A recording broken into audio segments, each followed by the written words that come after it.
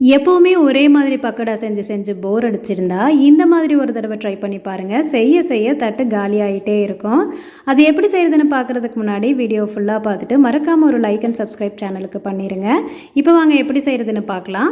பஜ்ஜி மிளகானாலே பஜ்ஜி தான் போடணுமா என்ன? அந்த பஜ்ஜி மிளகாயை வச்சு நம்ம பக்கோடா தான் செஞ்சு பார்க்கலாமே. ஏன்னா இதோட வாசனை சூப்பராக இருக்கும். அது 2 பெரிய வெங்காயத்தை அரிஞ்சிக்கலாம். 3 பஜ்ஜி மிளகாயை விதை எடுத்துட்டு அதையும் பொடி பொடியாக அரிஞ்சிக்கோங்க. இப்போ கடலை மாவு 1 கப்பு, 1/2 கப் அரிசி மாவு, 1 டீஸ்பூன் இஞ்சி பூண்டு விழுது, இது கூடவே இட்லி அரிசி மாவு இருந்துச்சுன்னா 2 கரண்டி ஃபுல்லாக சேர்த்துக்கோங்க. இல்லைன்னா ஆப்ப சோடாவை 1/4 டீஸ்பூன் சேர்த்துக்கோங்க. 1/4 டீஸ்பூன் மஞ்சள் தூள், காரத்துக்கு தகுந்த மாதிரி வரமிளகாத்தூள், தேவையான அளவு உப்பு சேர்த்து நம்ம கட் பண்ணி வச்சிருக்கிறது எல்லாத்தையும் சேர்த்து கொத்தமல்லி தலை பொடியாக நறுக்கி சேர்த்துக்கோங்க. கொஞ்சம் கொஞ்சமாக தண்ணி சேர்த்து இந்த பதத்துக்கு பிசைஞ்சு சூடான எண்ணெயில் பொரிச்சு எடுத்தா தட்டில் நம்மளோட பஜ்ஜி மிளகா பக்கோடா காலி ஆகிட்டே இருக்கும்.